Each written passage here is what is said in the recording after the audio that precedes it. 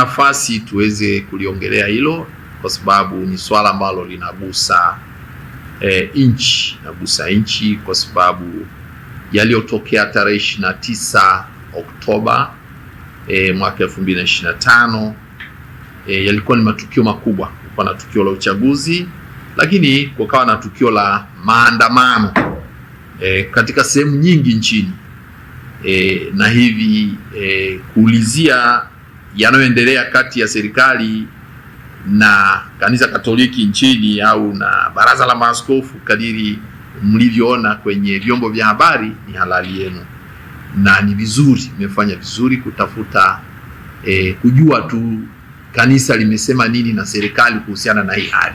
Kwanza kabisa nikiri kwamba maaskofu walianza kikao chao tarehe 11, wamekuwa kwenye kikao na vya kamati na nini, lakini 13, 14 na 15 ndio wakatoa tafakari yao, ambao wameelezea yaliyogusa siku ya hiyo tarehe 29, lakini waliegemeza zaidi maaskofu katika kile ambacho kimeleta masikitiko na kimeharibu historia ya nchi yetu, hasa yaliyotokea mauaji ndio tulichokiongea.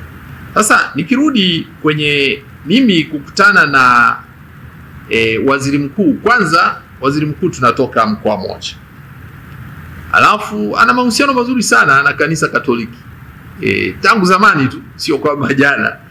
Na aliponiomba niende nikamwone, nilijua tu ni ndugu yangu, kwa maana kwamba ni kiongozi wetu sasa, kiongozi mkubwa, lakini kiongozi mkubwa haiondoi pia na ubinadamu. Binadamu unabaki, ujamii. Kwa nilienda pia kwa mazingira kwamba ni mtu tunafahamu. Na akaniambia uje ofisini. Sijui kama na nyumba Dar es Salaam, ni kwa mimi namjua yuko Dodoma alipokuwa waziri wa fedha.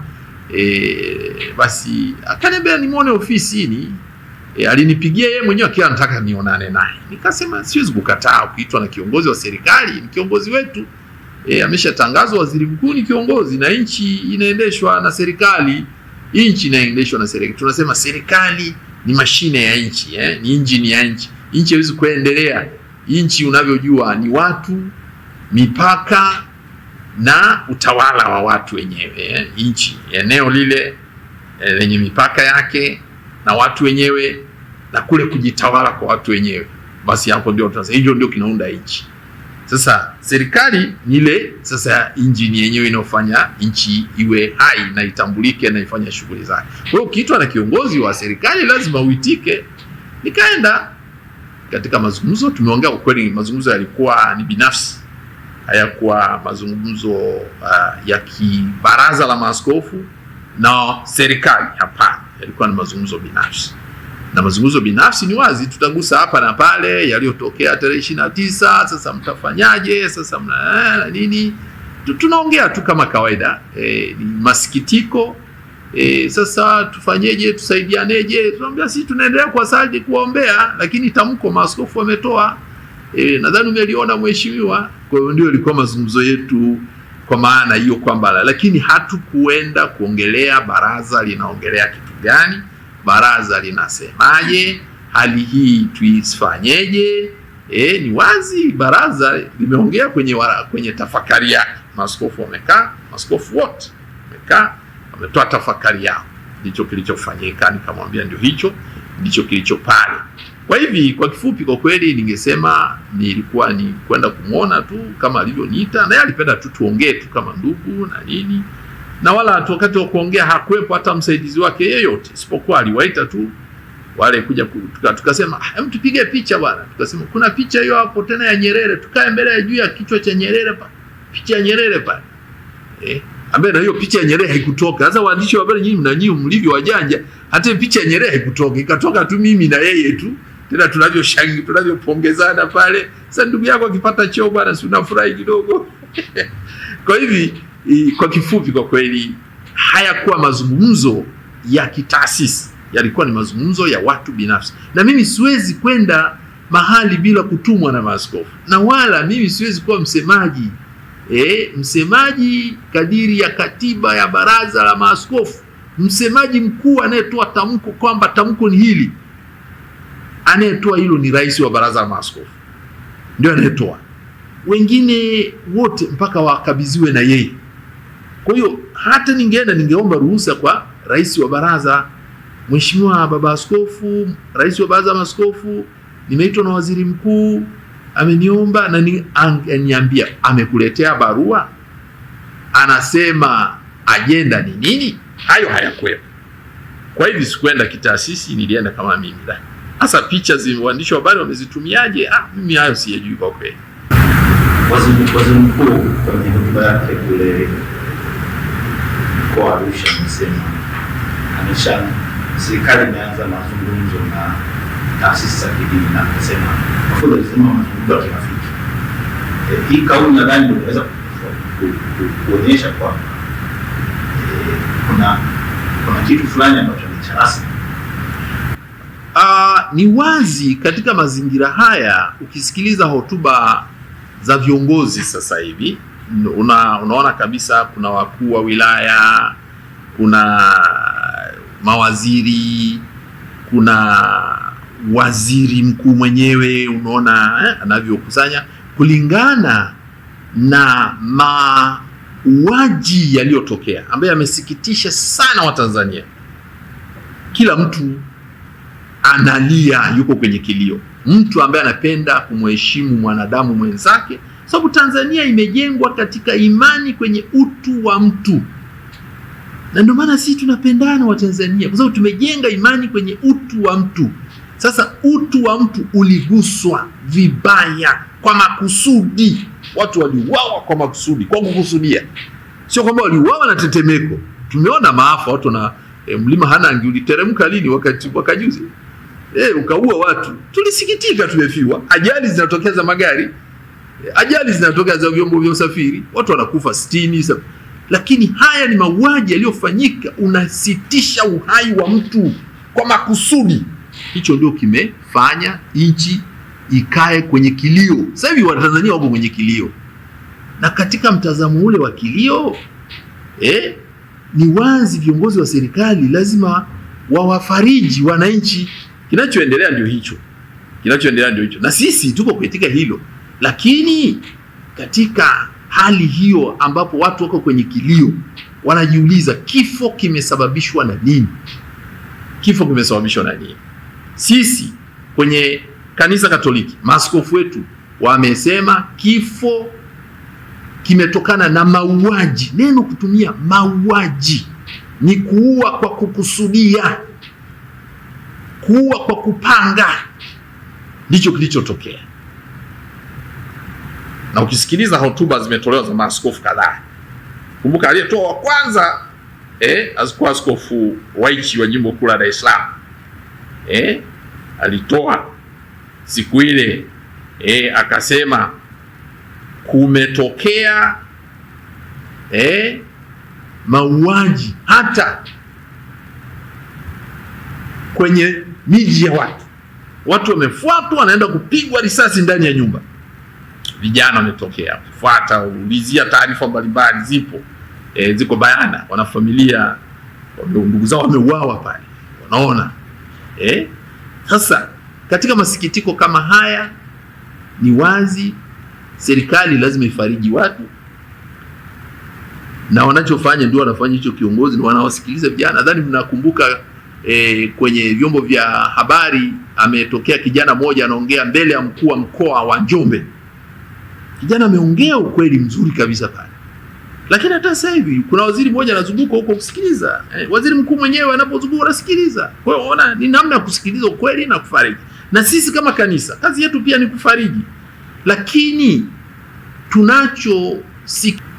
tunachosikitika mpaka sasa, na wanachosikitika Watanzania mpaka sasa, wanachoumia Watanzania mpaka sasa, kinyume na mila na desturi za makabila yote ya Tanzania mpaka sasa, ni kuto kukiri ukweli kwamba waliouawa wameuawa na nani. Na kama aliyeua hafahamiki, ilikuwaje vyombo vinavyozuia mauaji visifanikiwe kuzuia mauaji? Ndio kinachosikitika. Ndio maana kwenye tafakari ya maaskofu iko very clear kwamba wajibike wenyewe waliohusika na uwaji, wawajibike. Na kama wawajibiki, wawajibishwe. Serikali inapaswa kujua ina vyombo vya kulinda uhai wa Mtanzania kwa mujibu wa ibara ya 14 ya Katiba ya Jamhuri ya Muungano wa Tanzania. Maaskofu wameinukupa ambako serikali imesema kila binadamu ndani ya nchi hii, kila raia wa nchi hii, kila mwananchi wa nchi hii ana haki ya uhai wake na kupata hifadhi ya uhai wake ndani ya nchi hii. Tarehe 29 haikuwa hivi kwa waliouawa. Na mpaka sasa watu wako kwenye hofu. Watu wanaishi kwa hofu sana sasa hivi Tanzania. Watu wako kwenye hofu. Sasa kuto kukiri ukweli kwamba watu wameuawa na nani ni kosa moja kubwa sana. Na Watanzania hawatasamehe hilo kosa, niwaambie ukweli. Watanzania hawatasamehe hilo kosa, kuto kukiri. Tutawanyamazisha, tutafanya tunachofanya, tutawaendelea kuwaua wanaongea. Lakini Watanzania hawatasamehe. Lazima ukiri. Sisi Wakristo tunaofuata dini ya Kikristo ambayo inatumia Biblia takatifu, Agano la Kale na Agano Jipya, Mungu hamsamehe mtu bila kukiri. Lazima ukiri mbele ya Mungu, sio kukiri mbele ya watu. Mbele ya Mungu. Na sio kufanya usanii. Ni mbele ya Mungu unakiri. Na katika kukiri ni kukubaliana na ukweli kwamba watu waliuawa.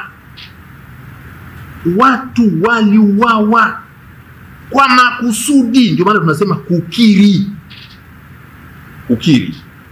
Mpaka sasa hakuna mamlaka za juu zilichofanya, hawajafanya hayo maamuzi. Hawajakiri. Ile falsafa ya ubaguzi wa Afrika Kusini ilikuwa ni kosa baya. Walikiri na ndio wakafika mahali. Baada ya kukiri ndio inafika mahali kusamehewa na kusameheana. Sasa wewe Tanzania sasa hivi tunaongea tu. Unaongea, una taarifa za vitu vingi vilivyopotea, vitu vilivyoharibika, lakini uhai unaonekana unazidiwa na vitu. Uhai wa mwanadamu hauna thamani kuliko vitu. Vitu vya umiliki viko kwenye ibara ya 20 huko, 20 ngapi huko kwenda chini huko. Kwamba kila mtu ana haki ana haki ya na wajibu sio na nini, lakini haki ya uhai ni kati ya vitu namba moja vya mwanzo kabisa unapoweka kwenye ibara ya 14. Haki za binadamu zinapoanza kwenye ibara ya 12, ibara ya 13, ibara ya 14, pale ndio inakuja ya Katiba ya Jamhuri ya Muungano wa Tanzania. Kwa hiyo uhai namba moja. Wewe unapoanza kuongelea vitu bila kuongelea uhai wa Mtanzania, Tanzania hii watu wanajali uhai kuliko kitu kingine chochote. Na tukumbuke ndugu zangu, haya yote tumejilea vibaya kutokana na yaliyofanywa ndani ya miaka 2-3 iliyopita juu ya kuteka na kupoteza watu. Watu wanaongea, wanalalamika, hawasikilizwi. Na wanaotekwa nao watu wamepoteza ndugu zao, zaidi ya watu wamepotea karibu sijui wangapi, vyombo vya habari vinavyoongea hivyo. Hawasikilizwi. Sasa uhai uko hatarini, uhai uko hatarini. Kwa hiyo yaliyotokea tarehe 29 ilikuwa ni ishara ya nchi yetu imefika wapi, iko wapi. Na tusipokiri hatuwezi kusamehewa. Na anayesamehe hapa ni mwananchi Mtanzania, sio mtu mwingine. Wanaosamehe ni wananchi wa Tanzania. Anayepaswa kuomba msamaha ni mwananchi Mtanzania. Huyu mnyonge ambaye unadhani ana maana, huyo usipomuomba msamaha itakugharimu tu, maisha yote itakugharimu. Hata kama ni miaka 100 ijayo itatugharimu tu.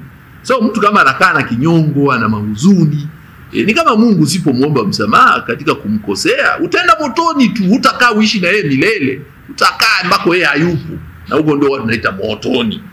Na hii ni hivi. Mwananchi usipomuomba msamaha hawezi kukusamehe. Basi ningependa kueleza hivyo kidogo kuhusu hilo la nani. Kwa hiyo na katika maongezi ya sisi na serikali, kama tutatokea hayo, ndio mambo ambayo tunaongea sisi, na hatutabadilisha sentensi. Tamko letu tafakari ya maaskofu ya tarehe 15 inabaki hivyo ilivyo. Na ibara zake zote kama unavyoziona hapo, zote hizo zinabaki pale pale. Na tunawahimiza Watanzania waelewe, hata kama tutaongea na serikali, hatutatoka nje ya tafakari iliyofanywa na maaskofu. Na wameanza na kulaani mauaji.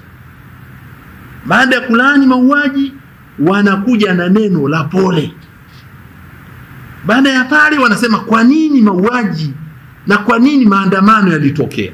Wameeleza pale watu kutekwa, nchi kukosa demokrasia, uchaguzi sasa hivi Tanzania hauna maana yoyote.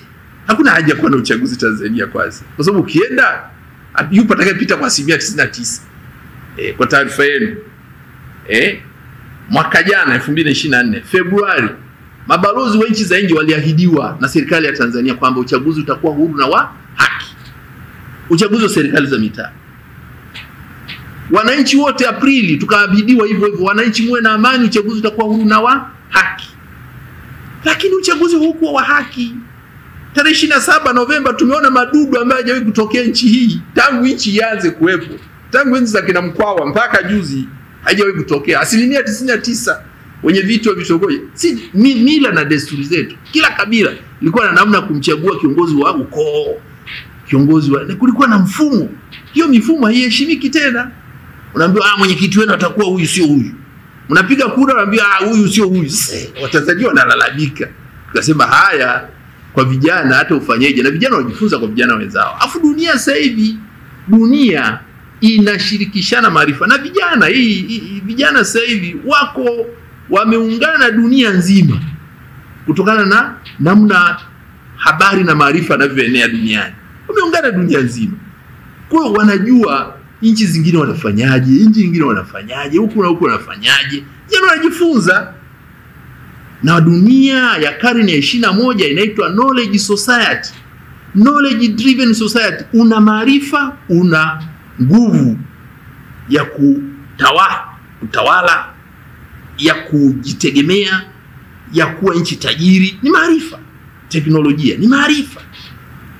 Kwa hivi ni vizuri pia tukaelewa muktadha huo kwamba mwananchi huyu wa sasa anapopaswa kuomba radhi anaishi kwenye jumuiya ambaye pia ameunganika na dunia nzima kwa wakati ule ule. Sasa yameshatokea na baada ya kutokea kwa kweli tumeziona hatua kadhaa za serikali kuanzia kiongozi mkuu wa nchi kwa maana ya rais na wasaidizi wake. Je, hatua hizi ambazo unaona serikali nzima kuanzia kwa rais inazichukua, unadhani zitatusaidia kuepuka kutokutenda haya tena yaliyotendeka? Ni kweli kuna jitihada baadhi ungeweza kusema zinaelekea kuonesha tusirudi tena kwenye hali hii iliyotokea tarehe 29. Lakini hebu angalia nchi yetu ambavyo imekuwa ni waongo, tumekuwa waongo. Tumedanganya watu uchaguzi utakuwa wa haki, haijawa. Tumedanganya wananchi si watu wataacha kutekwa, wanaendelea kutekwa. Sisi juzi tarehe 26 ametekwa binti moja kule Mwanza. Hatujui mpaka sasa, hatujapewa taarifa alitekwa na nani. Tumetoa taarifa polisi, ni binti wa shirika la utawa, walikuwa wanamtafuta sister mwenye shela, wakamkosa, wakamchukua yule binti kaja kumtupa pale 26 wiki iliyopita. Sasa tunaposema jitihada zinafanyika, lazima ziendane na matendo. Sio swala la kuongea, ni swala la kutenda. Na Watanzania walishazoea kuona kiongozi anaahidi na anatenda. Ndicho Watanzania walichozoea. Unapoahidi usipotenda, Watanzania hawatakuamini na hawatakufuata. Watanzania hawapendi. Ndio unasikia neno pekee linalotumika duniani, ni nchi pekee inayotumia neno kiongozi unaitwa msanii. Msanii maana yake nini? Mwigizaji. Huwezi kukuta nchi zingine wanaita viongozi wao wasanii. Tanzania tu ndio wanatumia msanii huyo, achana msanii, yani muongo mjanja hivi. Tunatumika Tanzania. Kama iko nchi nyingine mimi sijui nyinyi niambieni. Sasa hizo jitihada ambazo unazisema bila kukiri hazina maana yoyote. Jitihada hizi kwa mfano imeundwa tume ikija na findings kaonyesha kwamba kweli kuna mahali labda serikali au vyombo vya usalama vilikosea, si ndio kukiri sasa kunakuja baada ya kuwa tumeshapata nini kilitokea? Kwa sababu tume iliyoundwa kwa sasa, hata rais mwenyewe amesema hajui kwa nini haya yalitokea.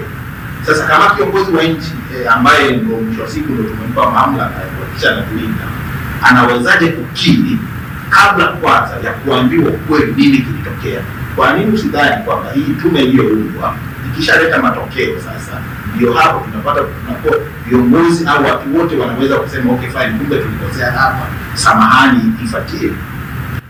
Sasa tunaongelea mauaji wakati wa maandamano. Watu walipigwa risasi mchana kweupe wakiwa wanaandamana. Watu wamefuatwa kwenda kuuawa kwenye miji yao mchana kweupe na usiku. Sasa hilo tusubiri tume ichunguze ndio je tuambie? Kukiri kwamba kuna mauaji yametokea, kukiri ukweli, tunaita truth admission, to admit the truth. Ukweli uko wazi kwa kila. Hivi unadhani Watanzania milioni 70 ni wajinga hivi kwamba hawajui chochote kilichotokea? Ni kukosa unyenyekevu bali. Na ukweli wewe naendana na unyenyekevu jamani. Ndio maana rais akiwa anazindua bunge alisema tusimame tuwaombee waliofariki. Uko sio kukiri. Hapana, lazima litamkwe. Kukiri ni kutamka. Kukiri ni kutamka. Lazima utamke. Kuna watu waliuawa. Mabunge yamezinduliwa mengi. Na kila yanapozinduliwa mabunge huwa kulitokea ajali, watu wamefariki. Kuna tokea ukienda mochwari mbalimbali, kuna huwa tunawaombea marehemu waliofariki kabla ya bunge ili kuzinduliwa. Hii tulikuwa tunawaombea kwa sababu sasa kukiri ni kutamka. Iwepo sentensi ya kuongea. Mkuu ametamka, amesema askari wengi wamekufa. Askari wengi wakufa, ametaja pia kuna vijana wengi wamekufa. Wangapi? Kukiri ukweli ni kusema maaskari namba fulani, raia namba fulani. Kama walivyosema kwenye nini, vitu gani? Vitu 600 hivyo walitaja namba gani sijui. Vitu magari, pikipiki, si mabaiskeli, si vitu gani? Vituo vya mabasi, si 600. Hiyo unajua, ila uhai wa mtu ndio hujua wamekufa wangapi. Kutaja idadi haiongezei hasira ya watu. Kutaja idadi watu wangapi haiongezei hasira ya watu. Watanzania wanajua ndugu zao wamekufa wangapi. Kila mtaa unajua wamezika watu wangapi. Kila kitongoji unajua wamezika watu wangapi. Kila kijiji unajua watu wamezika watu wangapi waliokufa. Wengine wamefia Dar es Salaam wanaenda kuzikwa Moshi. Wapi? Wamefia Arusha wanaenda kuzikwa Singida. Mbeya huko. Wengine ndugu zao wameambiwa wamekufa, maiti hazionekani. Lakini hapa tuache na idadi na nini. Kitu cha kwanza ambacho Watanzania tusitoke kwenye ukweli, tukiri kwamba watu waliuawa. Na nani waliuawa? Na nani aliyetumia risasi? Risasi, silaha za moto zilitumika kuwaua hawa. Mikoa mingi, mikoa mikubwa iliyopata madhara makubwa na wilaya ambazo zimepata madhara makubwa inafahamika. Na waliuawa kwa mtindo upi? Risasi zile zimepiga sehemu gani za mwili? Watanzania wamezika, wameona miili ya ndugu zao. Sisi tunamiliki mahospitali hapa Ukonga, hapa Kadino Rugambwa. Askari anaenda pale anawaambia sisi usiwatibu hawa tunataka tuwaone kwenye mochwari, usiwatibu, walikuwa wanaleta vurugu. Mtu ameenda ameumia, amepigwa risasi, lazima tumtibu. Alafu baadaye sheria uzuri zaidi, sheria zinaruhusu hata kama ana ile mnaita nini PF3 tunaruhusu kumtibu. Alafu baadaye ndio tunahakikisha kwamba tunatoa taarifa polisi, mtu huyu hapa alikuja na amepigwa risasi, hatujui nani amempiga, lakini tumeona tuokoe maisha yake. Sababu kitu cha kwanza kuokoa maisha, ambayo sheria imekuja nzuri sana. Unaokoa maisha, alafu baadaye mengine yatafuata mkondo wake. Na tulikataa, ilibidi sister apige simu mpaka kwa askofu mmiliki wa hiyo hospitali jimbo kula Dar es Salaam. Akaambiwa watibu, siwaachie. Wengine tu walikuwa wameumizwa zaidi. Mama moja amepigwa risasi kwenye tumbo. asubuhi amepigwa risasi kwenye tumbo. Siku ya pili tunaongelea, sio siku ya 29. Sasa yametokea, si tuna hospitali, maiti tumezipokea. Sasa unaposema tusikiri, tukiri, watu wameuawa kwa kupigwa risasi za moto. Hatujiongelea waliokatwa mapanga, sijui kama na wenyewe wapo, hatujui. Ndio polisi watatuambia sasa. Labda hiyo tume ndio itasema. Nimesema risasi tu, lakini zipo walikatwa panga au hapo walifanya nini. Kwa hiyo hakuna swala kusema tusubiri tume. Kukiri ukweli haihitaji. Kwanza kuunda tume ni ishara kwamba ukweli fulani unafahamika, ila hutaki kutajwa. Na Watanzania hawa milioni 70 wanataka kusikia neno watu wameuawa. Tunakiri kutokea mauaji ya kutumia silaha za moto, kutumia risasi. Ni nani? Ndio hiyo tumeje tuambie. Sababu huenda kuna watu walivaa yale mavazi, huenda hawakuwa walioua, huenda hawakuwa polisi au kwa sijui nani. Sasa sisi hiyo tusiingilie sana. Lakini walau kukiri watu waliuawa kwa kutumia risasi za moto. Na anayelinda uhai ni nani? Watu wameapa, rais ameapa kulinda katiba ya nchi. Na moja katika kulinda ni uhai, ibara ya 14 ameapa kuilinda. Sasa inapotokea watu wanani, lazima akili, jamani, niliahidi kuwalindia uhai na niliahidi kuwalindia uhai kwa kutumia chombo hiki. Nasikitika kuambia kwamba tarehe 29 na hizi tarehe zingine kumetokea watu wameuawa kwa kutumia risasi. Akitamka hivyo, hata mambo mengine watu wanaweza kusema sasa tuko kama binadamu, tuongee sasa. Ukweli ndio huu, hebu tukae tu tafakari ukweli, tuendeje mbele. Mimi napenda kuweka hivyo. Na maaskofu wetu wameongea kwenye hilo hapo. Katika kuipeleka sasa faraja kwa wananchi, ukijaribu kuangalia namna yako ya mazungumzo sasa hivi, na kama mtu ambaye umetoka kuonana na waziri mkuu karibuni, inaonekana mnapishana pakubwa. Mfano, jana waziri mkuu ameelezea kijana aliyepewa zaidi ya karibia bilioni 5 ni kama ni motivation ya kuendelea kutengeneza hiki kinachoonekana kama machafuko nchini Tanzania. Lakini ukimwangalia pia waziri mkuu, kama ukimfuatilia kwa undani, utagundua kwamba hakili tofauti na hapa anaendelea kuonyesha ni namna gani ambapo vijana wamehamasishwa kutenda yale yaliyotendwa. Wewe kama baba wa kiroho, ninatamani utupe tathmini yako fupi. Ni nini ambacho kilitokea? Vijana wameshawishiwa kwa kulipwa fedha kama inavyosemekana kupitia kinywa cha waziri mkuu, ama kuna motivation nyingine? Nashukuru kwa hilo swali. Niseme kitu kimoja. Kusema vijana wamenunuliwa ili kuandamana si sahihi. Wamehamasishwaje, hiyo ni ajenda nyingine. Kwa sababu huwezi kukataa kwamba wamehamasishwa. Kwanza kuandamana tarehe 29 maana yake kuna mtu amehamasisha, si ndio? Wamehamasishwaje kuingia barabarani mikoa zaidi ya 5, mazingira ya wilaya vile vile. Unachukua wilaya ya Tunduma ambapo kumetokea mauaji makubwa, lakini ukienda huko unaambiwa maiti ziko sijui 8 sijui 2. Tarime, Katoro, Kahama, huko ndako taja kumetokea mauaji makubwa. Kulitokea maandamano kwingine, na kuna mikoa ambayo haikutokea maandamano pia. Lakini mikoa unataja Dar es Salaam, Arusha, Mwanza, Mbeya, na Geita. Unapotaja mikoa, lakini wilaya ndio hizo unazoziona, hizo zimetokea. Na huko kumetokea mauaji ya watu mamia. Hatuongelei watu wameuawa 2 3. Hatujataja Dodoma. Dodoma kumetokea mauaji nadhani watu 4 wangapi tu.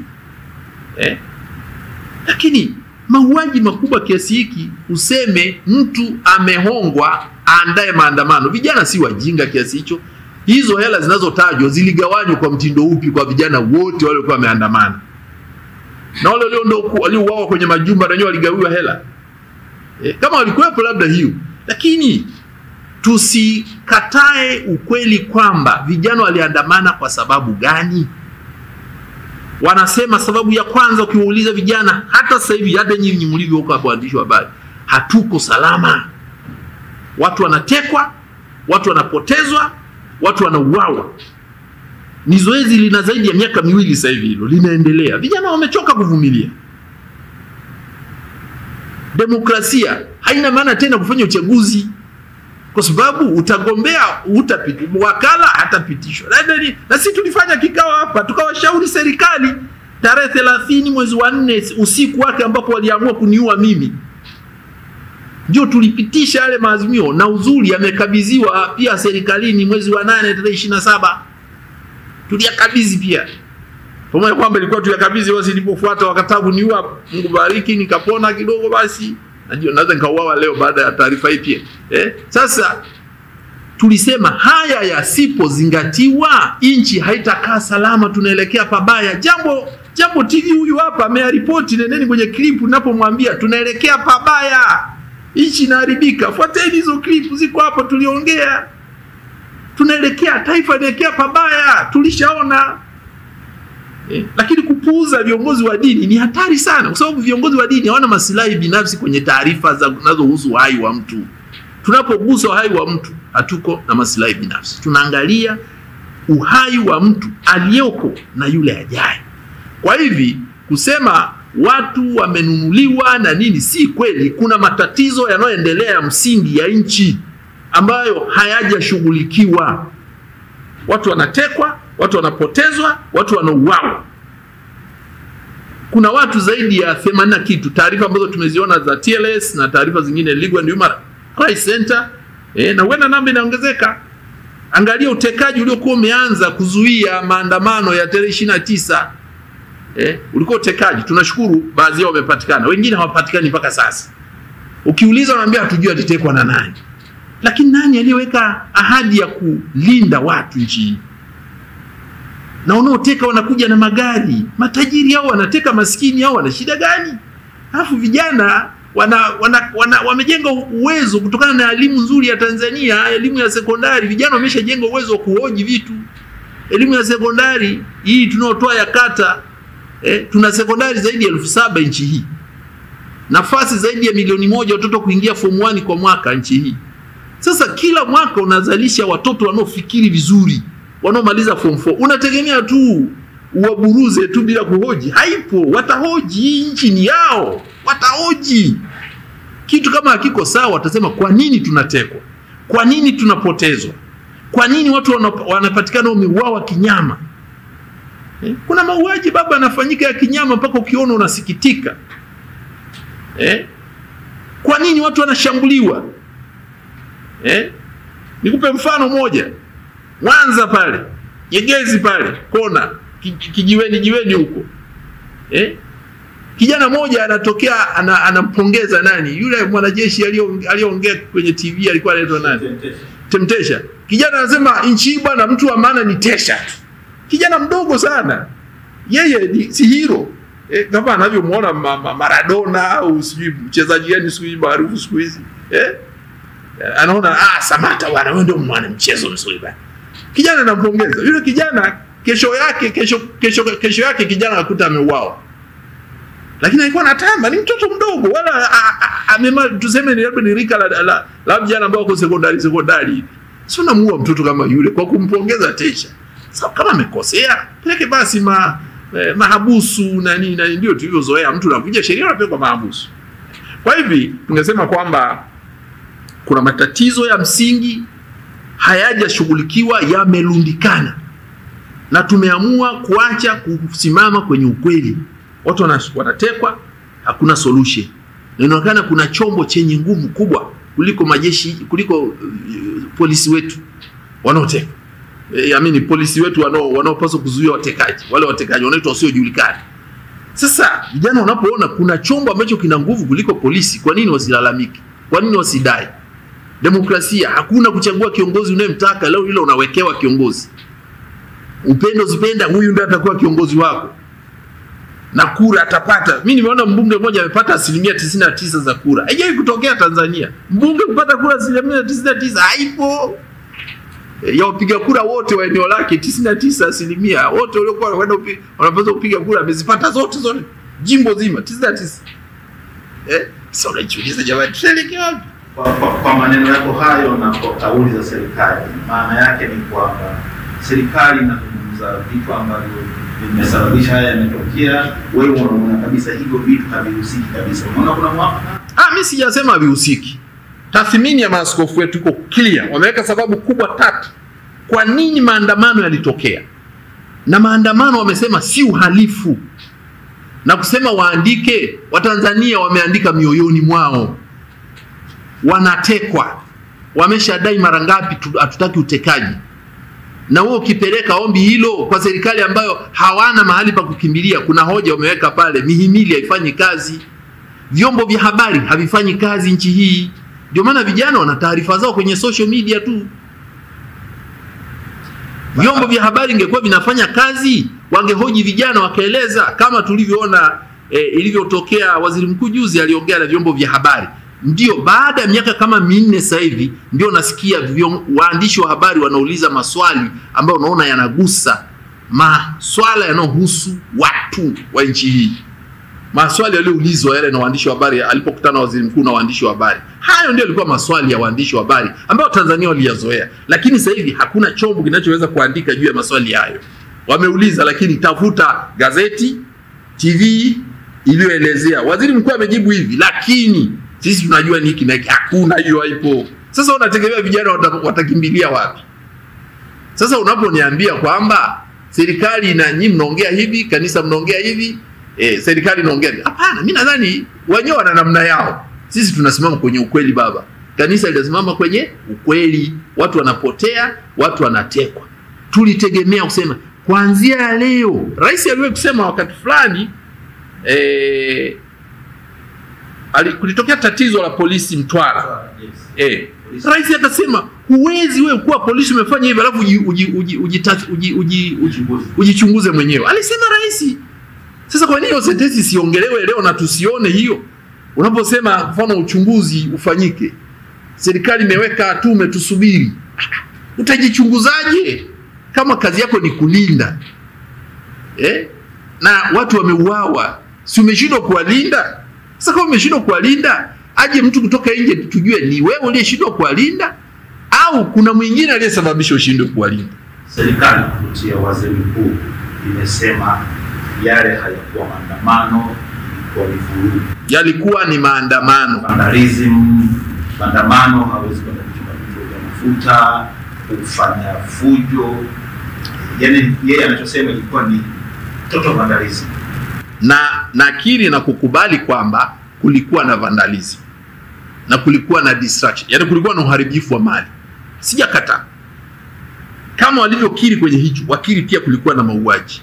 Lakini maandamano yalikuwepo kwa sababu vijana walishasikia neno kutakuwa na maandamano tarehe 29. Na ndio maana nchi nzima vyombo vya ulinzi vilijipanga kusimamia hicho.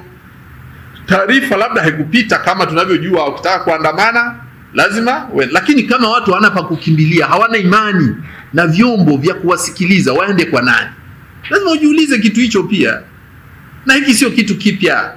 Social media hizi naita nini? Mitandao ya kijamii ndio inaongoza dunia. Mwaka 2011 ilitokea Tunisia. Baadaye ikatokea Misri. Baadaye ikatokea Sudani ya Khartoum. Baadaye ikatokea Kenya. Baadaye imetokea Bangladesh.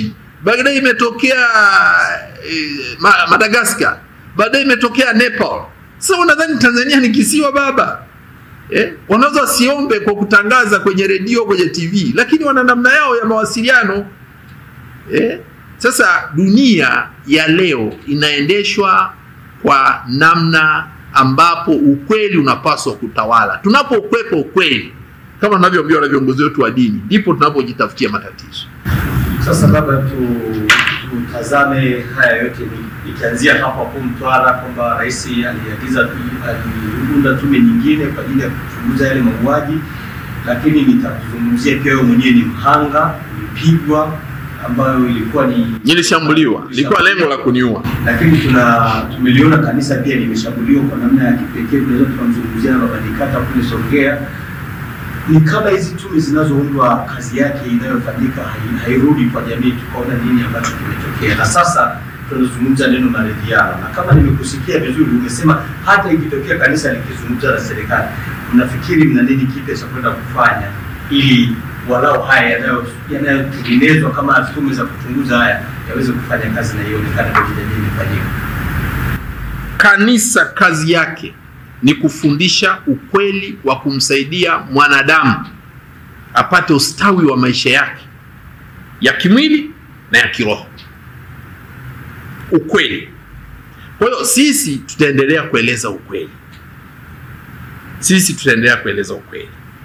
Sisi wenyewe ni wahanga kama kanisa. Sasa hivi huko mkakati wa kuteka, nimekwambia. Tangu Agosti tulishapewa warning. Nadhani hata juzi mliona warning Rais wa baraza akae makini, anawindwa, atapotezwa, atafanywa nini? Ilitokea juzi kwenye social media. Hatupuzi. Hata mimi maamuzi haya yalifanywa Novemba ni wawe. Nikapelekewa taarifa Disemba. Nikaja kushughulikiwa Aprili na wenda inaendelea. Lakini sio hiyo, tumetekwa padri Mafinga. Unasikia wanasema huyu padri ana matatizo haya na haya, baadaye nageuka padri alijiteka. Lakini padri ametoka benki, ameingia kwenye gari. Baadaye ameingia kwenye gari na watu wengine wakiingia kwenye gari. Yakaendelea aliyoendelea. Baadaye yuko mahabusu. Padri Nikata wa pili tarehe 26 juzi Jumatano iliyopita, mtakaji mwanafunzi wa utawa wa usista ametekwa Mwanza. Tunavyoongea sasa hivi, juzi Jumatano tarehe 26, juzi leo tarehe 1, siku 4 zilizopita. Sasa tunapoongea vitu kama hivi kusema kwamba labda serikali imeweka mikakati ya kukomesha hili na kanisa, mnadhani sisi kazi yetu tusikilizwe tusisikilizwe tutaongea, ila yasipofanywa kazi nyinyi wananchi mtajua, wala viongozi wetu wa kiroho walitutahadharisha. Na sisi tunaamini kwenye mazungumzano, na mazungumzano yanaanza na ukweli. Bila ukweli hakuna mazungumzano. Hakuna hapo viongozi wa dini au yani mtu ambaye ana roho nzuri, hata nyinyi mtu mwenye roho nzuri hamwezi kuongea kitu cha maana kwa kudanganyana. Lazima base kwenye ukweli. Bila ukweli hamwezi kuongea kitu cha maana. Na sio kuwahiana kwa sababu nitamtriki, nitunge swali hili ndani nitamtisha, nitafanya hivi. Hapana. Sisi hata ukitutisha, hiki kinachofanyika kwenye kanisa Katoliki, tuna uzoefu wa kuishi na serikali za aina zote duniani. Alikuja Mkatoliki mwenzetu mmoja anaitwa Adolf Hitler. Alianzisha kikosi chake cha wasiojulikana kilichokuwa kinaitwa Gestapo. Kwa miaka 12 amelitesa kanisa na kuwaua mapadri, watawa, ameua. Na kuwachafua ya mambo naambia alijiteka, sijui ana madeni, sijui ana wapenzi, sijui ana nini. Sawa, ni mwanadamu ndani. Sasa kwa nini unawaua wote? Mapadri wako 1000 kama Tanzania, mapadri wako karibu 3000. Sasa kama padri Kitima hafai, sasa simshirikie Kitima tu, mchukueni peleka ndani huko, mwekeni ndani mumuondoe. Sema tutaanza kuwashughulikia, tuondoe mapadri wabaya, alafu tusije. Sasa nyinyi ndio sasa mnaanza kuweka na mapadri. Sasa serikali inaanza kuchagua padri mzuri na padri sio mzuri. Kwa hivi napenda kusema kwamba kanisa tutaendelea kusimamia ukweli, ukubalike usikubalike tutaendelea. Lakini tunachoomba, Tanzania tulikuwa wakweli. Tanzania tulikuwa wakweli. Kwenye mambo ya siasa tulikuwa wakweli mpaka 2015. Baada ya pale Watanzania tunaishi kwenye uongo kisiasa. Na tusipouacha uongo tunaharibu taifa. Tunaharibu nchi. Hakuna mtu asiyependa kujitawala. Ibara ya 8. Kila mtu anataka kujitawala na kutawala nchi hii, na ana haki ya kuonyesha hiyo nia kutawala. Apewe ridhaa na wenzake. Unapowazuia watu kutawala kwa ujanja, kwa uonevu, unaleta matatizo. Hilo lazima tuliweke baya. Sasa hayo yasiposhughulikiwa, tutaweza tukaweka walinzi hata kwa kila mtaa. Inaweza kufanya kazi. Watu wasi nani, lakini tatizo usipolitatua kwenye ukweli, bado unajenga tatizo kubwa zaidi. Faza, umezungumza Katoliki mwenzetu Bwana Adolf Hitler. Umeniongezea swali hapa kuhusiana na ndio alikuwa Mkatoliki. Hitler Mkatoliki mzuri kutoka toka sehemu sasa hivi ni Austria, lakini wakati ule Austria na Ujerumani sehemu ile alikotoka ilikuwa vinaenda. Unasema wakati Hitler alikuwa madarakani alikuwa anawakandamiza hadi Wakatoliki wenzake. Aliwashughulikia sababu kanisa lilikuwa na nguvu, aliwashughulikia Wakatoliki pasavyo na kwa kuwaua tu, sio na kanisa lilisimama kukataa uonevu. Ilisimama na kusema, kwa sababu kuna narrative inatengenezwa kwamba kanisa Katoliki lenyewe linajiona kama ni kanisa bora, ni kanisa lenye nguvu. Kwa hiyo inapotokea viongozi kwenye mataifa mbalimbali ambao aidha hawataki kuendana, yani wanaonesha kulinyima interest za kanisa Katoliki, hapo linageuka kuwa mwiba kwa serikali hizo. Sisi tuna interest gani katika kusimamia ukweli kama sio kumwakilisha Mungu? Tunaposimamia ukweli, Mungu ni ukweli. Mungu ni ukweli. Mungu ni ukweli. Ni neno, ni uhai, ni uzima. Ametumba sisi kwa sura na mfano wake. Sasa tunapoelezea juu ya ukweli, tunatafuta maslahi yetu yepi? Kwa mfano, nashukuru umetaja hili. Sisi tulianzisha ile inaitwa tume ya huduma za kijamii, CSSC, Commission for Social Services, Christian Social Service Commission, inaitwa CSSC. Tumeingia mkataba na serikali kwa sababu Wakristo wenzetu wa Ujerumani, Wakatoliki na Waluteri, wakati ule hali imekuwa mbaya ya uchumi ya nchi hii mwaka 92, wakasema ili tuweze kuwasaidia na sisi tunatoa, sisi huku Ujerumani serikali yetu inatupatia hela kama Wakatoliki na Waluteri ili tuwaletee ninyi, lakini serikali yetu inataka kuona hizo huduma za kijamii ambazo Watanzania watazipewa na Wakatoliki na Waluteri na Waprotestanti wote zitawasaidia Watanzania wote, sio kusaidia madhehebu haya mawili. Wekeni mkataba. Ndicho tulichoweka mkataba, na hela zinaletwa na Mjerumani. Hatupewi hela na serikali. Serikali mpaka sasa inatupa msamaha wa kodi tu, nako ni makubaliano tangu tupate uhuru. Serikali nchi hii ilipopata uhuru, taasisi zilizokuwa nyingi, shule na hospitali, zilikuwa za makanisa. Mwaka 69 Nyerere akasema, wameanza kujadiliana 67 mpaka 69. Nyerere akasema hatuna shule, Muingereza hajajenga shule za kutosha, mkoloni hajajengea shule za kutosha. Nyinyi wa misionari, hizi shule zenu ni nyingi. Sisi hatuna uwezo kujenga shule zote hizi. Kama sisi kanisa Katoliki tulinyang'anywa na serikali kwa sababu hatukufidiwa. Tunashukuru sasa hivi wanaturudishia tukitaka. Zingine tumeshaacha ni kwa ajili ya huduma zetu. Shule 1300 plus kuchukua kuanzia wakati ule, kuanzia za kichekechea, msingi, sekondari na kuendelea. 1300. Serikali ilikuwa na shule hazifiki hata 100 wakati ule. Wakati wa Nyerere tunapata uhuru. Katoliki mwenzetu ndio alitunyang'anya kwa kujadiliana, kwa kuomba. Mwaka 69 tukasema basi chukua, ila tukamwambia hospitali hapana, na yeye akasema hospitali sitawanyang'anya, ila nitakuwa nawapa madaktari mkiwa mnahitaji na manesi, nitakuwa nawasamehe na kodi. Tunaita kodi. Kwa mfano unanunua dawa, baada ya kulipa ile 18% tunasamehewa, lakini mtoe huduma bila ubaguzi. Hata kama mnatoza gharama, basi mtoze, lakini hakikumbukeni kwamba mimi pia nina vipaumbele vyangu. Kama sasa hivi tunaambiwa tumtibu mzee, mama na mtoto bila kuchaji, tunafanya.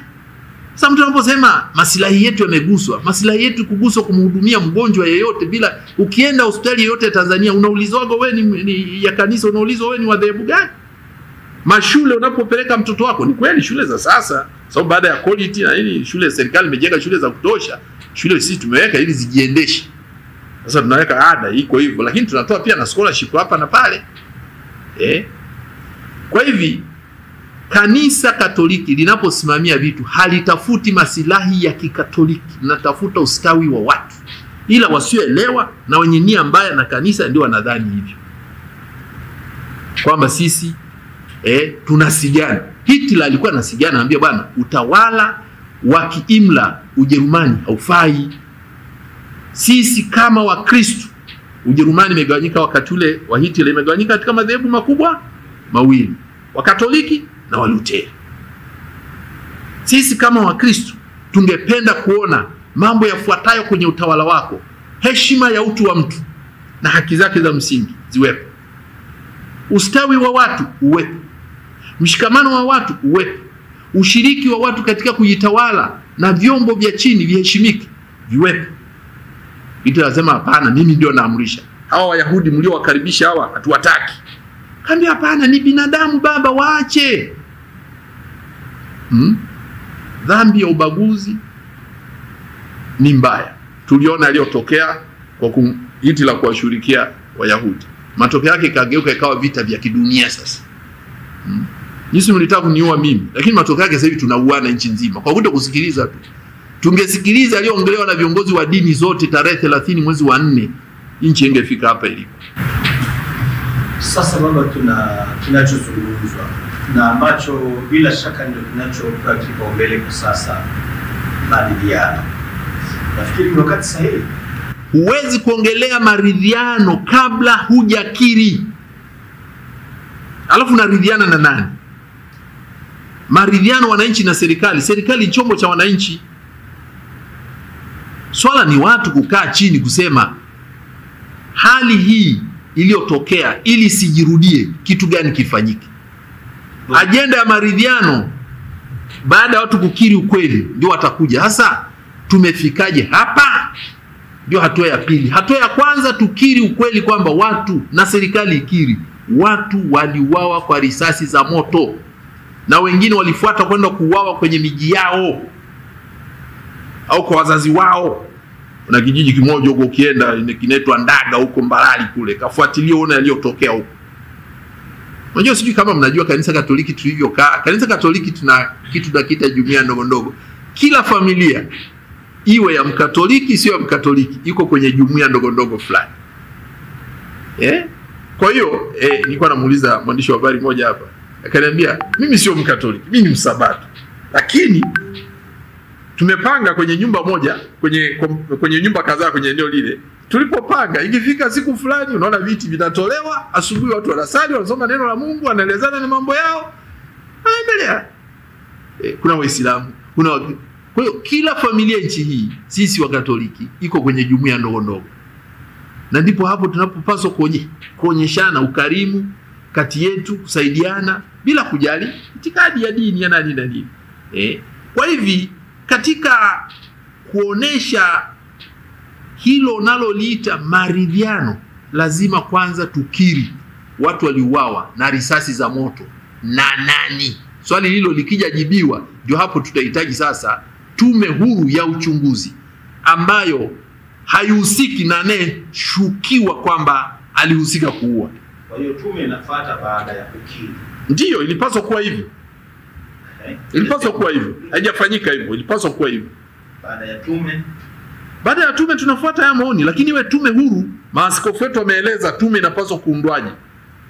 Na wamesema tume hii ihusishe asasi mbalimbali za kiraia, kwa sababu walioandamana na kuuawa sio kundi la watu wa aina fulani, sio wanachama wa chama fulani. Wameuawa vijana wa vyama vingi mbalimbali, wameuawa ambao hawana vyama. Mbaya zaidi, waliouawa wengi ni vijana. Waliouawa wengi ni vijana. Hilo mlikumbuke.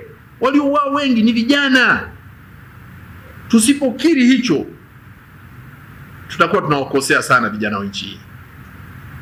Lazima kukiri hicho. Baada kukiri, tumefikaje hapa? Katika kuuliza tumefikaje hapa, lazima ije sasa tume huru ili tuambie jamani, haya yalikuwa hivi. Kwa hiyo nahitajika watu wachague kwa uhuru wao wenyewe, sio kuchaguliwa. Watachunguzwa na hawa wafuatao. Unaochunguza hawa wafuatao, wewe mwenyewe kuna ndugu yako au kuna nani ameuawa, utachagua, utajipendelea. Kama aliua ndugu yako kaweka mtu wako sema kwa kweli aliyemuua ndugu yako ni fulani. Si unajua falsafa ya Waafrika na uchawi. Si lazima iundwe na mtu na chombo ambacho ni iundwe na mtu, lakini lazima iwepo utaratibu wa kumchagua, kuwachagua hawa watu. Tumesema tume huru. Nchi haijaanza leo kuishi baba. Nyakati za Nyerere zilikuwa tume zilikuja hapa, yanakuja mashirika ya kimataifa makubwa.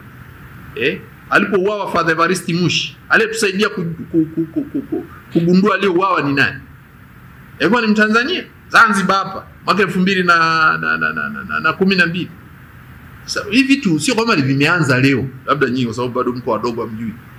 Wakati wa Nyerere zilikuwa zinakuja tume hapa, zinaitwa Leta Scotland Yard, sijui leta sijui nini, sijui nini. Itokea kuchomwa majengo hapo, sijui akaleta tume gani, sijui vyote vile. Ukisema vyombo vya nje ndio linakuja.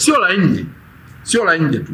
Wa ndani na wa nje wachanganyikane. Watu ambao hawana dalili za kuficha ukweli, warudi kwenye ukweli ambao tuliutamka. Unataka kuuliza swali? Kumekuwa na kanganyiko hapa kwenye tume. Wanaoipinga hii tume wanasema kwanza ni tume imeundwa na watu ambao wanatumiwa kwa maana ya utawala. Lakini kwa upande wa utawala wanasema hii ni nchi huru. Hatujafikia hatua ya kushindwa kumanage mambo yetu mpaka tuseme tunakuja kuchunguzwa na watu wa nje.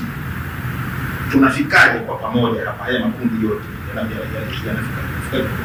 Waliouawa kimkakati ni raia. Na wameuawa na risasi za moto. Sijui unajua Tanzania risasi zinaagizwa na nani?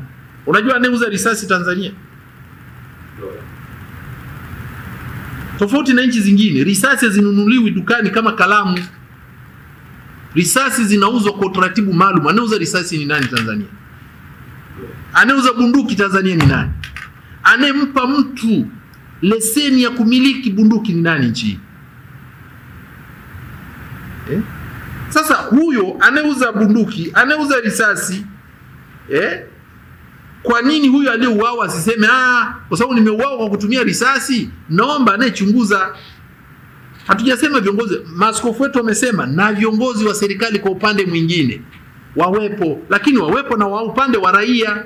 Na raia amesema kwa sasa tulivyo na kwa uzoefu kwamba tumekuwa tukidanganywa na serikali.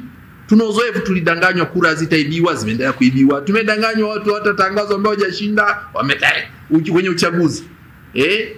Maandamano tumesema katika kimoja kilichosababisha maandamano ni ukosefu wa uchaguzi ulio wa haki. Sasa wananchi sasa watakapokuja, hiki ndio kimefanya vijana waende mtaani. Labda sio hicho. Kuna kitu gani kingine? Basi na wainje waje waungane na hii ya serikali. Kwa nini waweka wa ndani peke yao? Wametajwa wandao wa nje ndio. Hawa sijui Commonwealth na nini. Anawekwa mtu ambaye na yeye na maslahi haaminiki sana. Sasa hivi vitu lazima wawekwe na watu wa ndani ambao raia wanaambiwa, na raia na ninyi leteni. Raia utawapambanuaje? Watu milioni 70 utawapataje?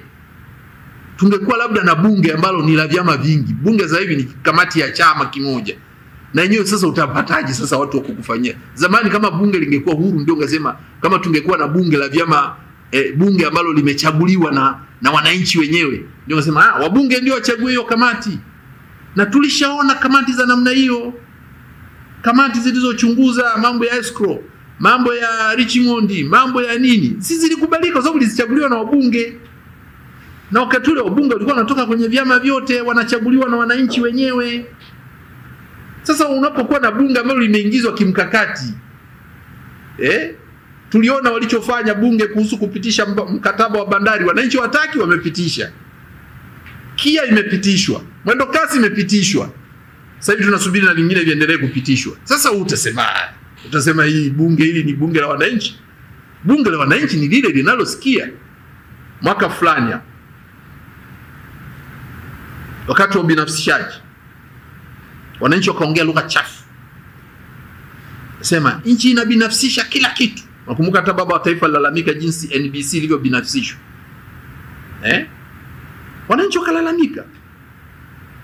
Wasema sasa wamebinafsisha kila kitu, inabaki waje wabinafsishe watu wa aina hii.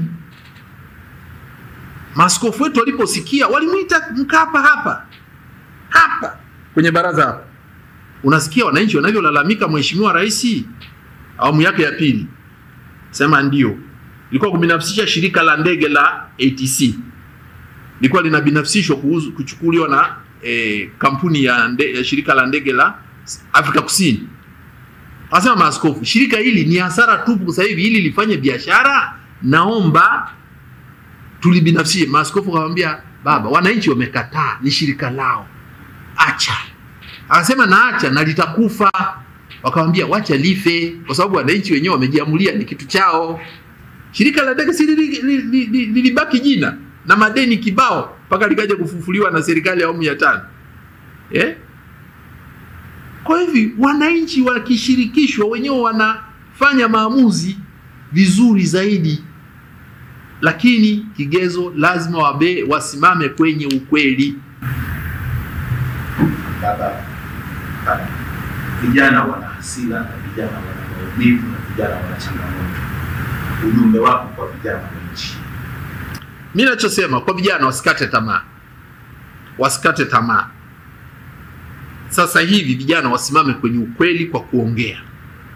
Na sisi kama taasisi ambazo hazina malengo ya kutawala, yani ya kufanya kazi kama serikali, tuwasikilize na kuwasaidia vijana kwa kuwapa ushauri unaofaa ili waweze kufikia ufumbuzi wa matatizo yao. Huwezi kuwa kila mwaka Mungu amekupa baraka ya vijana zaidi wanaofikisha miaka 18, kwa mwaka vijana zaidi ya milioni 2. Huo ni utajiri. Nchi duniani sasa hivi zinatafuta watu, raia. Mataifa mengi sasa hivi yanasema nchi tajiri ni zile zenye watu. Na unakuwa tajiri zaidi unapowawezesha vijana wako kuunda utajiri wa nchi yao. Kuna nchi ndogo ndogo ziko hapa jirani, zimewekeza kwa vijana wao, pamoja na uchumi kuwa mgumu na kutokuwa na rasilimali, lakini kwa sababu kuna utaratibu mzuri huwezi kusikia wale vijana na sawa, unaona kuta kisiasa kweli hawako huru, lakini kwa sababu umasikini unaowagusa vijana umetengenezewa utaratibu wa kumalizwa, na huoni watu wanaopendelewa, na huoni watu wanaofaidi nchi kuliko vijana. Sasa hivi tunapofaidi sisi tu ndio tuna mahela, vijana wana chochote. Lakini ndio vijana wanataka ndoto zao za kujijenga kiuchumi, wameshindwa kuzifikia. Hivi unajua, ukifanya, sio kama mmefanya utafiti, kwa nini maandamano yalianzia Sinza?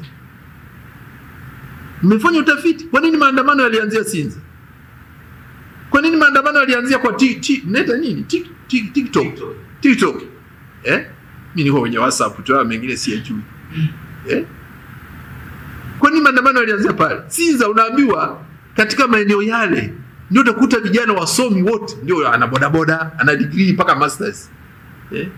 Nimeenda mahali fulani kuta jamaa na masters, ana familia, amesomea elimu, amekosa kazi, anafanya kazi ya kubeba matofali na zege.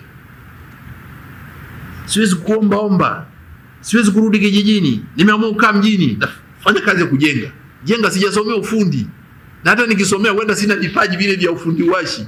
Basi mimi nitabeba zege. Kwa sababu kubeba zege kwa siku 15,000 mpaka 20.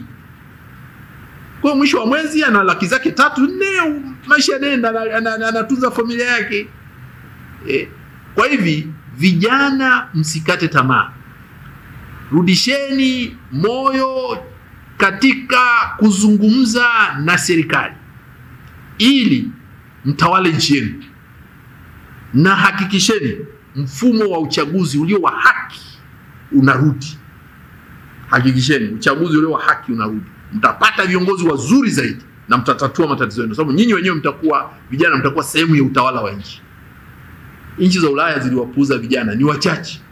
Sasa hivi kienda kila nchi Ulaya kuna vyama vimeanzishwa kwa ajili ya vijana. Juzi niliitwa na bunge la Umoja wa Nchi za Ulaya. Nilikuwa Brussels juzi. Hata waziri mkuu alinipigia simu, nilikuwa kule. Wameamua kufuta mikopo. Nikamwambia jamani, mnapofuta mikopo mnatuua sisi. Mbunge mmoja anayesimamia vijana wa nchi ya Ujerumani anasema sisi tumeamua hatutafuta mikopo itakayogusa uwekezaji wa vijana wetu nchini kwenu, ili vijana wetu na vijana wenu washikamane. Nikamwambia bado tunaomba msifute mikopo inayohusu sekta ya afya na elimu, hasa elimu ya chini, ya msingi na sekondari. Msifute. Wakakubali. Nchi zingine zimekubali. Nchi kama Uingereza wamekubali, wamesema wenyewe hawatafuta afya, elimu, mazingira na maafa. Sema tukifuta misaada yote, ikitokea tetemeko watu wakafa, mafuriko, nani atakayewasaidia? Sema si atufuti mimi. Balozi ameongea. Kila nchi imetaja.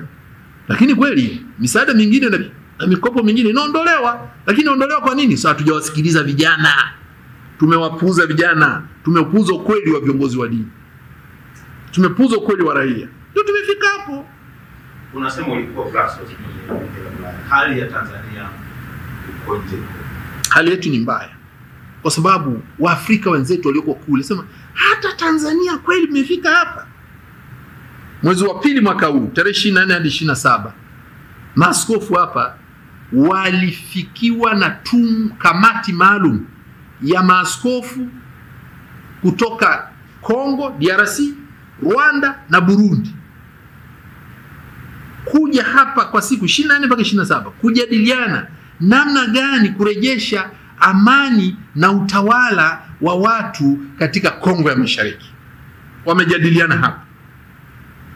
Wanaomba baraza la maaskofu liwasaidie kuonana na rais wetu. Na rais wetu akakubali, ila alikuwa safarini Tanga, akampa makamu wake. Makamu akaupokea, akawaambia tutawasaidia. Sasa wanasema nyinyi, wanauliza sasa hivi wajuzi na wanapiga simu kila siku. Si unajua DRC, Rwanda, Burundi tuko ndugu.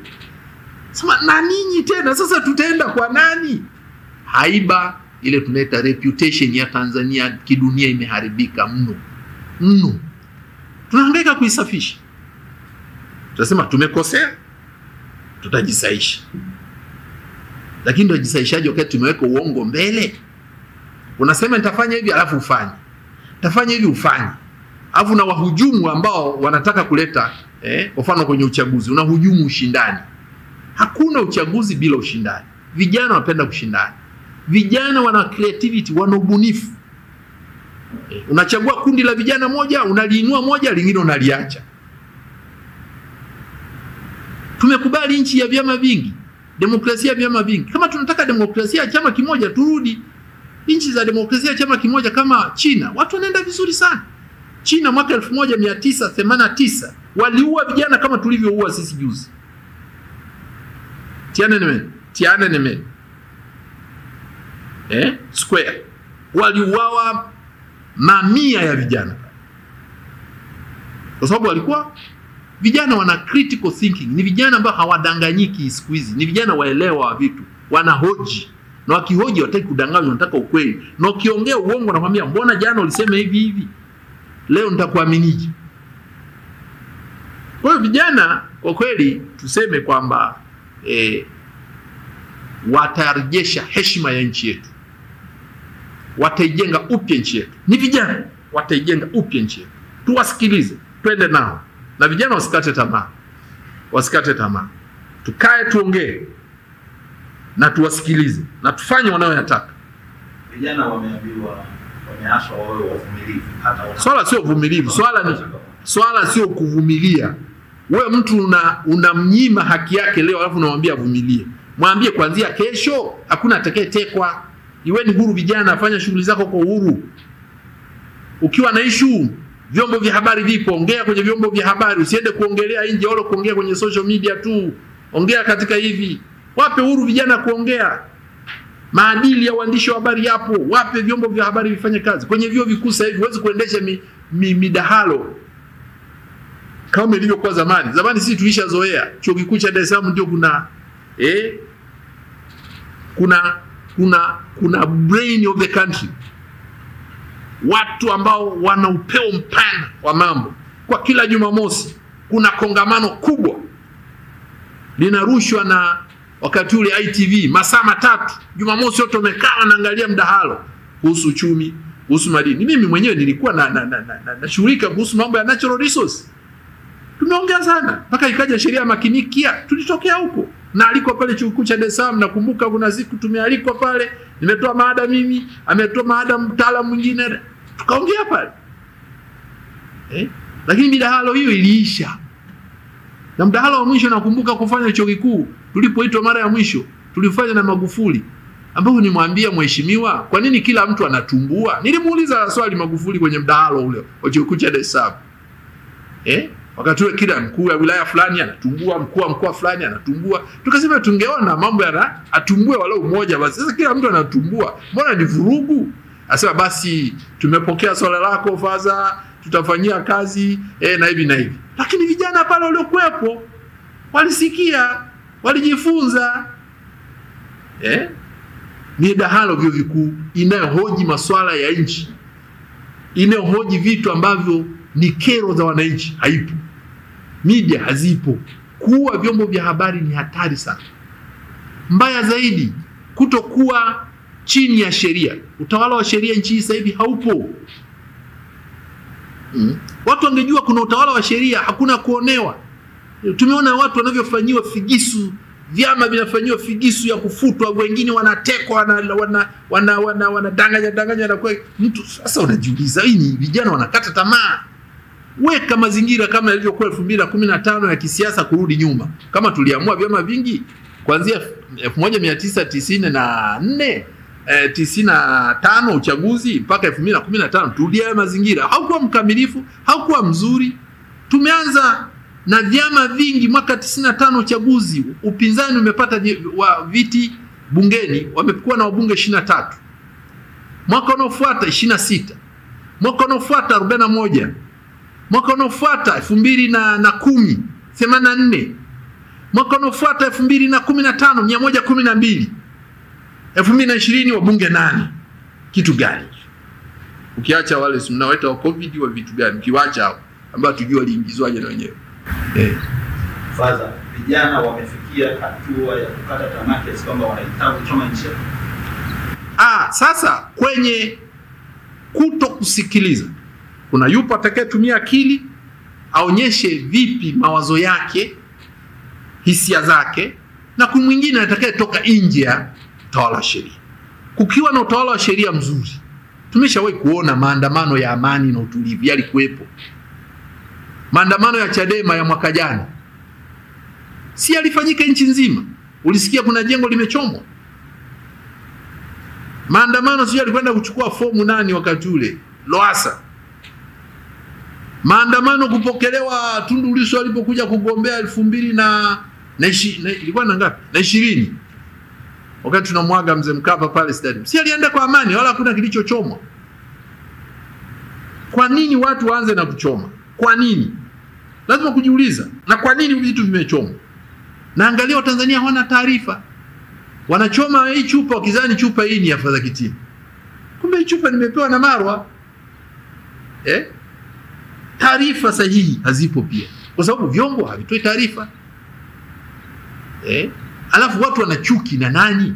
Swala sio chuki na mtu fulani au chuki na taasisi fulani. Turudi tutatue matatizo, nchi iendeshwe kwa kutumia taasisi na mifumo. Nchi siendeshwe na mtu. Nishasema nchi hii ni ya Watanzania milioni 70 na kuendelea. Vizazi vilivyopita na vilivyopo na vijavyo ni nchi yao. Sasa mtu anapoanza kuonyesha yeye ndio nchi, tunapokupa kitu kikalie kama mwenyekiti wa kijiji, mwenyekiti wa kitongoji, tunakupa na majukumu yako. Ya heshima yale majukumu tuliyokupa. Hapo tutajua wewe sasa tumekukabidhi. Na hapo ndio tunasema utawala wa sheria unachukua kazi ndani yake. Na vijana wakiona mwenyekiti wa kijiji na kitongoji anafanya kazi vizuri kwa kufuata sheria, hata kama ni kwa maumivu, hata tii na si tii, ukimchukulia hatua unampeleka, anasema kwa kweli yule alikosea, na wenzake wanasema. Kama wanaona sheria inabana sana, watatoa mapendekezo kupitia wabunge waliowachagua. Sasa kama hawana wabunge waliowatuma wao bungeni, wanategemea nini? Wanawekewa wabunge. Kwa sababu Tanzania sasa hivi hamna election, kuna selection. Sio kama unaelewa hiyo. Hakuna election. Utamaduni wa election ulishakufa. Sasa hivi tuna utamaduni wa selection. Haya mambo yote, matatizo yote haya yanayotokea yanamwangukia kiongozi mkuu wa nchi, kwa sababu tu yeye ndo mwenye mamlaka. Wewe ukipewa nafasi ya kushauri kiongozi mkuu ambaye kikatiba ndio hata wewe anapaswa kukulinda? Maneno yako ni yapi? Hiki kitu sio kipya Tanzania. Fuata historia ya Nyerere, yalitokea mauaji huko maeneo ya Shinyanga wapi. Mwenye dhamana yaliyotokea yupo, awajibike na msaidizi wake na wa chini yake, na wale wakiwajibika wataponya nchi na watarudisha heshima kimataifa. Lakini kuwajibika kwa mtu wa chini kama huyu wa juu hataki kukiri ukweli ni tatizo. Hutaki kukiri ukweli na hutaki kusema watu waliuawa kwa risasi za moto.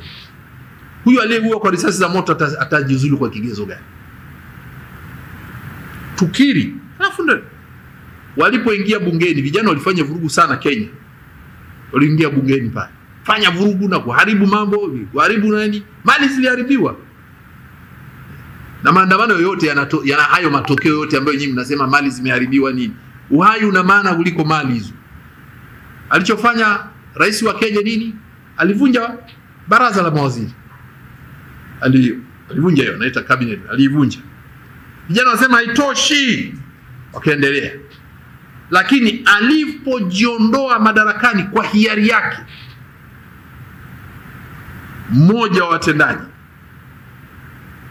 anayeshughulika na polisi, maandamano yalichukua utamaduni tofauti.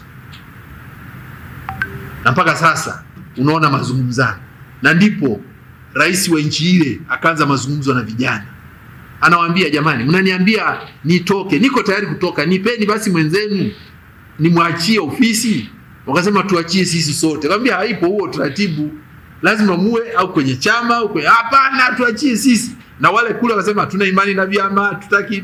Sasa ambia basi mkajipange, nitawaachia. Mpaka leo bado wanajipanga.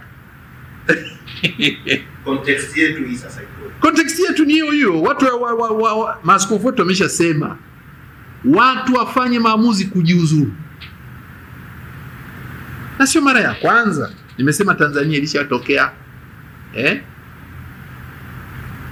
Aliuawa mwandishi wa habari anaitwa Mangosi, Iringa. Rais alistamka aliyeua lazima patikane. Akapatikana, apelekwe mahakamani. Akapelekwa. Uliona wananchi waliendelea kumlalamikia rais wa nchi. Kikwete huyu yuko hai, muulize hapo. Kudhibiti vurugu au maandamano. Wananchi wa Mbeya walileta vurugu kwenye soko fulani kama mtakumbuka. Halmashauri wale mgambo wakaenda wakashindwa. Polisi wakaenda wakashindwa. Vijana sijui wa Suma sijui JKT wakashindwa. Wakaenda wanajeshi. Lakini aliwaambiaje Kikwete? Nisione damu ya mtu. Kikwete huyu hapa muulize. Na nilisikia hiyo. Na hakuna mtu aliyekufa. Zile vurugu, migomo ya kwenye soko iliisha na tatizo lilitatulika. Ni wazi ilitumika nguvu ya jeshi. Lakini hakuna hakuna aliyeuawa pale. Walau kwa uwazi ambao tunajua hiyo. Lakini rais alitoa oda, nisione damu ikimwagika pale. Alitoa rais. Kwa hiyo hapa maaskofu wetu wamesema wawajibike wenyewe au wawajibishwe na walio juu yao. Sijasema vyombo vya ulinzi na usalama, waliohusika na mauaji, waliohusika kuua. Kwa sababu kuua kwa kutumia risasi za moto, kama ni wale waliokuwa nazuia maandamano, ambayo maandamano si uhalifu. Maandamano si uhalifu. Mtu anaruhusiwa kuonyesha hisia zake kwa kuandamana pia. Maandamano si uhalifu. Maaskofu wamesema kwa sababu maandamano si uhalifu na wameuawa watu kwa kutumia risasi za moto, wawajibike. Wawajibike. Sasa kwa sababu hatuna utamaduni watu kuwa wa kweli, utamaduni wa kukiri, utamaduni wa kutubu katika kuwakosea raia wanyonge, hatuna huo utamaduni. ni kumnyanyasa mnyonge mpaka ajifie mwenyewe. Ndio tamaduni tunaojenga sasa hivi, ambayo ni hatari. Mnyonge baba ana namna ya kujitetea. Maaskofu wetu wametamka pale, na hakuna mahali ambapo risasi imewahi kutatua matatizo kwenye nchi yoyote ile. Haipo. Watu wako milioni 70, utaua hata milioni 3, milioni 4, lakini mwisho wa siku hutawashinda unaowaua. Asante baba kwa kufikia kwanza. Labda nichongeze tu kwa swali la kuzimwa kwa mitandao wakati huu ambao tulikuwa tayari tumepokea taarifa ya jeshi la polisi kuzuia watu kutoka nje. Maamuzi yake yalikuwa ni yapi kwenye kipengele hiki? Ni wazi kwenye kuzimwa kwa mitandao, kwa sababu ndio njia pekee inayotumika sasa hivi ya mawasiliano. Hata ukiona kilichotokea tarehe 29, sisi wengine hatukuamini kabisa, kwa sababu tulikuwa tuoni watu wakikaa wakipanga maandamano. Sasa unajiuliza walijitayarishaje hivi? Kwa hiyo wakagundua kwamba mitandao imewezesha kwa kiwango kikubwa kufanya maandamano yafanyike. Na ukiuliza unaambiwa ilianza TikTok mkoa fulani, ikatiki mkoa fulani, baadaye nchi nzima ikalipuka. Sasa kuzima kwa mtandao nadhani ni kati ya mikakati ambayo vyombo vya ulinzi labda viliona ni muhimu ili kudhibiti mawasiliano yanayoweza kusababisha maandamano labda yapanuke au yaendelee na nini. Sasa hizo vyombo vya usalama, vyombo vinavyohusika na usalama ndio jukumu lao. Kutoka nje kama lengo lilikuwa ili watu wasiandamane, na kwa sababu maandamano tayari yalishaonyesha madhara mabaya tarehe 29, nadhani na yenyewe ilikuwa na uhalali kwa siku hiyo na kwa siku kadhaa. Lakini angalia, watu walikuwa wameamua kukaa ndani, wakawa wanafuatwa tarehe 31, 30 wanapigwa risasi. Watu wanaenda kuwindwa kijiji, mfano nimekuambia kijiji kinaitwa Ndaga Mbeya kule, ukaulizie huko. Mtoto ameenda ukuta vijana wako 3 ndani ya nyumba, wakapigwa risasi wote 3 ndani ya nyumba. Kwani usiwakamata wafunge kamba? Sasa kusema watu wasitoke ilikuwa kama kudhibiti wasiendelee kuuawa, wasiendelee na uharibifu, tungeona. Lakini tulishangaa pia watu wamekaa ndani wanauawa mitaani huko tena. Nanyi tulijiuliza sasa ilikuwa na maana gani kuambia watu wakae ndani alafu mauaji yanaendelea? Lakini hivyo tunaachia vyombo vya usalama, nadhani vina mbinu zao katika hali ambapo watu wamepoteza maisha wengi kiasi hicho. Nadhani mmeona maiti zilizokuwa kwenye mochwari mbalimbali. Sio kama mnaelewa kwamba Kanisa Katoliki tuna vituo, tuna huduma, unaanzia dispensary mpaka hospitali zaidi ya 400. Sio kama mnaelewa nchi hii. Kwa hiyo hayo yaliyotokea sijui Mwananyamala yaliyotokea, na sisi tunayo uzoefu tunao wa kutosha kueleza kwenye hospitali yetu hali ilikuwaje. Tulikuwa na maiti ngapi? Ilikuwa hivyo hivyo ulivyoona huko kuliko. Mochwari zilijaa. Mochwari zilijaa. Kwenye hospitali za kanisa tulipokuwa na hospitali yetu pale zilijaa, walipopeleka maiti zilijaa. Hakuna takwimu haturuhusiwi kuhesabu kwa sababu anayehesabu ni serikali. Hapo hao maiti walichukuliwa kutoka kwenye hospitali zenu? Ni swali zuri sana.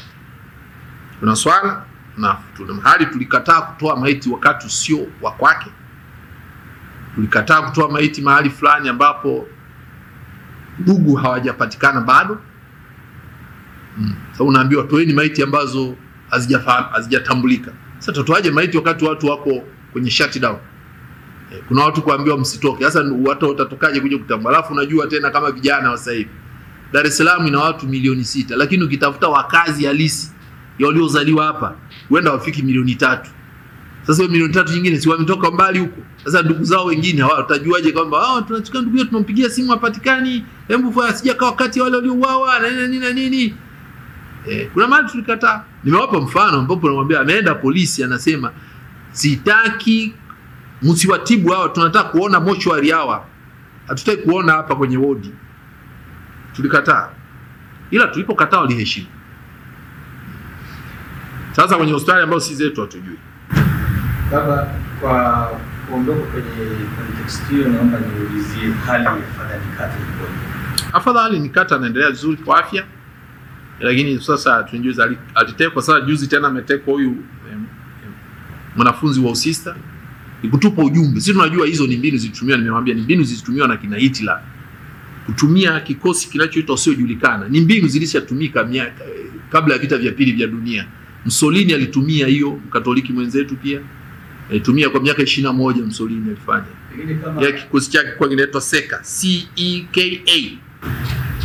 Kama ujasikia taarifa zinazozungumzwa tuko mtaani sisi, pengine tunazipata ambazo sio sahihi sana, lakini kuna baadhi ya taarifa zinazosema hali yake huenda isirejee kama ilivyokuwa kawaida. Kuna ukweli gani katika hilo? Sisi tunachofuata kadiri ya askofu wake na kadiri ya madaktari, walau anaongea vizuri, amejitambua vizuri, na anaeleza siku ile alivyotekwa, alipuliziwa dawa tu ipap, alikuwa anaenda alikuwa anasafiri usiku unaofuata, jioni ile kwenye saa 1 na kitu anaenda kununua mikate, kwa sababu alikuwa anasafiri kutoka Songea kwenda Mwanza, na alienda jimboni kwake.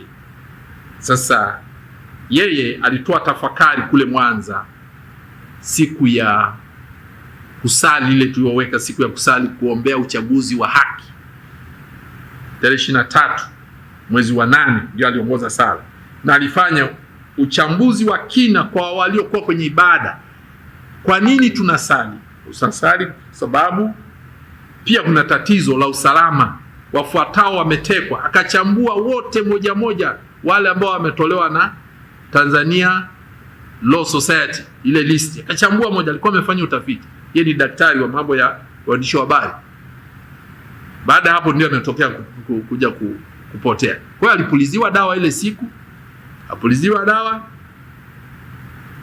kapoteza fahamu. Baada ya siku 10 ndio tukamkuta yuko kwenye ile hali pale. Lakini tunashukuru jitihada pia za kusaidiana na serikali, ndio tunajiuliza wale wasiojulikana, ukihusisha na aliyoongea tarehe 23 na maswali ambayo tulikuwa tunaulizwa na baadhi ya watu na taarifa ambazo zimetolewa na RPC bila kumhoji yeye, kwa sababu kama alikuwa hajatekwa hizo taarifa zilitoka wapi? Pia basi mambo yako mengi, lakini basi tunamuombea Mungu amsaidie. Na wewe mwenyewe hali yako iko? Mimi hali yangu bado naendelea kupambana na hali yangu, sina tatizo. Yapo yametokea, ukishadhuriwa umedhuriwa. Kudhuriwa kwenye ubongo matatizo hayataisha mapema. Lakini nategemea Mungu ni mwema na maisha yangu ni kwa ajili ya Mungu, ameniumba kwa ajili yake na niko kwa ajili yake. Basi tuendelea kutumikia nchi yetu, uzalendo uko pale pale na sitarudi nyuma. Nilimwambia huyu mwandishi mwingine kwamba nitaongeza zaidi ujuzi, na nimeuongeza kweli kweli. Ujuzi wa kufanya kazi zangu hizi za kuongea nimeongeza kweli kweli. Ndio maana sasa hivi naweza nikawaambia scenario usiojulikana kumbe ijaanza hapa. Zilianza mwanzoni kwa sizijui, baadaye nikazi hao waliokuja kunivamia kwanza wanazima umeme, TANESCO inazima umeme ili ni wawe. Sasa hizi mbinu hizi mbona kama zina kamkakati kamepangwa hivi? Walikuja kuniona hospitali, nikataa kuongea kabisa na watu wote wanaohusika na upelelezi uchunguzi, ambaye sitaki kuongea, niache mimi nimekuja kutibiwa. Baadaye nilikuja kuongea nao nilipotoka hospitalini.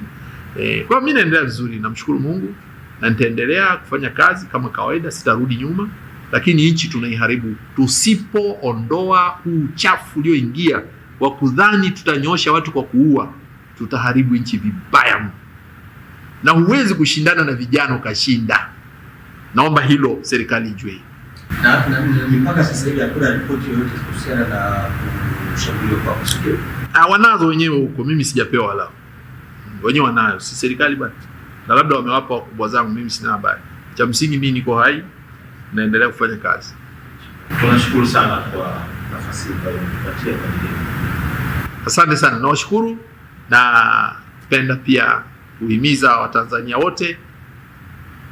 Tamko la maaskofu wetu linalenga kuponya nchi, na kuponya nchi ni kwanza na kukiri ukweli kwamba hiki kifanya, na anayepaswa kukiri ukweli kwa niaba ya Watanzania wote ni serikali.